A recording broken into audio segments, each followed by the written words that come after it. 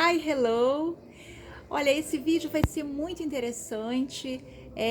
Foi pedido aí de várias pessoas, vários internautas, e assim que eu considero também muito importante porque é uma coisa que acontece muito, que é o seguinte: você, por exemplo, aqui no Brasil, algumas pessoas utilizam algumas expressões em inglês de forma que não faz sentido se fizer a tradução, né?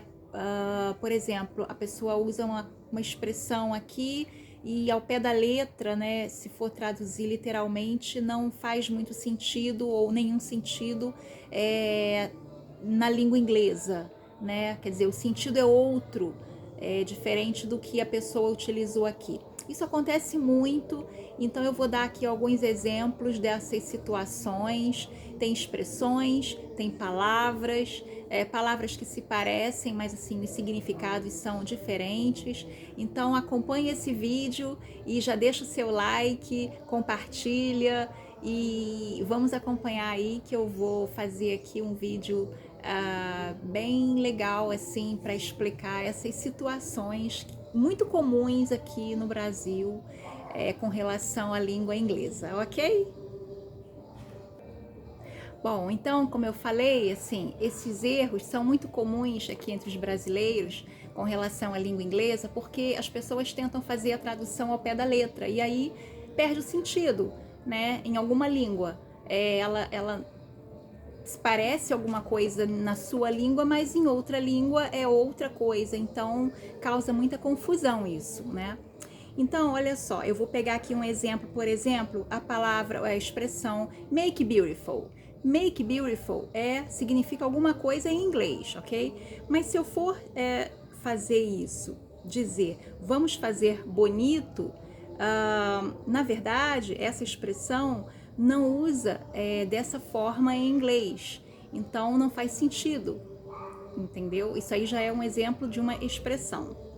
Bom, aí a gente tem também os falsos cognatos, né? Que são aquelas palavras que parecem uma coisa, mas significam outra coisa. Então, um exemplo legal disso é quem nunca se deparou aí naquelas portas, né, de vidro, o push e o pull. Então, isso daí é muito comum. O push não é puxar, é empurrar.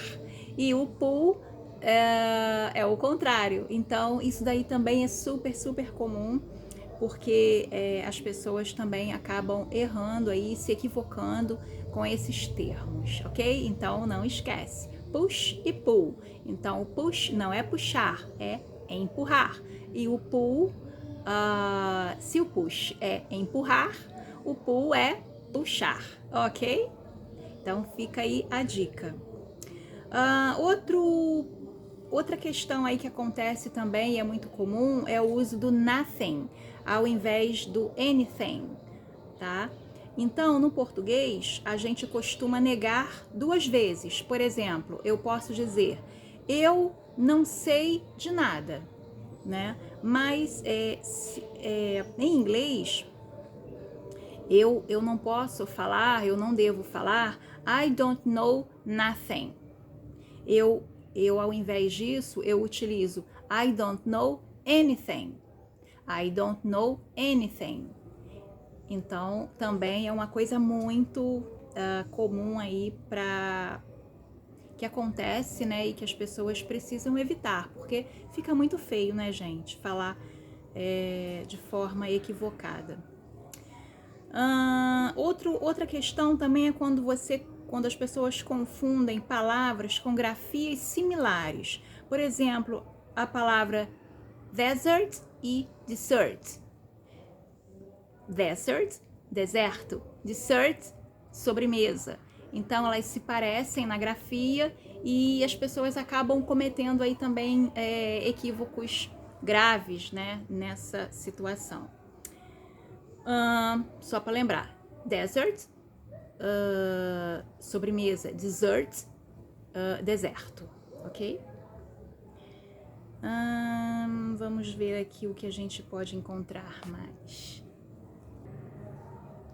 Outra situação também muito comum de acontecer é quando as pessoas confundem o verbo haver, né, com o verbo to have em inglês, tá? Então, o haver tem o sentido em português, né, de existência, né? Só que para o inglês eu utilizo o there is. Então, com esse sentido, né? O there is quando existe, né, para situações, quando eu faço referência ao singular, e o there are, quando eu faço referência a alguma coisa no plural. Então, o have e o has, eles indicam posse, ok? Outra situação também muito comum aí que acontece é o esquecer, é que as pessoas esquecem do S na terceira pessoa do singular aí, dos sujeitos de terceira pessoa, que são os pronomes he, she, it, e as pessoas erram muito isso, assim, é muito, sim, muito fácil acontecer isso.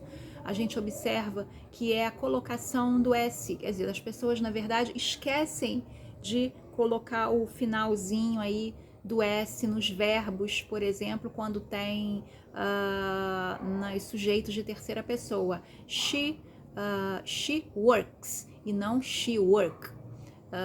I work, but she works. He works. Então, isso é muito também comum de acontecer, infelizmente. Então, tem que estar ligado aí para evitar esses equívocos, ok? Bom, por último eu vou falar aqui de uma situação também super comum, acontece muito aí nas redações dos alunos, é a inversão aí do sujeito, desculpa, não do sujeito, do substantivo e do adjetivo. Bom, vocês sabem que a ordem da língua inglesa, o adjetivo precede o substantivo. Então, por exemplo, eu falo she is a beautiful girl e não o contrário, she is girl beautiful. Isso daí é numa ordem na língua portuguesa. Então, no inglês tem que ficar ligado, é o inverso. O adjetivo precede o substantivo. Então, vai ficar she is a beautiful girl e não o contrário, ok? Então é isso, eu vou ficando por aqui. Eu espero ter ajudado vocês aí com essas dúvidas. E se você tem mais sugestões, pode deixar aí nos comentários, que eu, claro, farei até um vídeo com a sua sugestão. E se você gostou desse vídeo, deixa o seu like, compartilha o vídeo. Se você não é inscrito no canal, se inscreve no canal e ativa o sininho para receber aí vídeos novos, novidades e que eu tô postando aqui, tentando postar pelo menos toda semana, ok? Então é isso, vou ficando por aqui. See you, bye!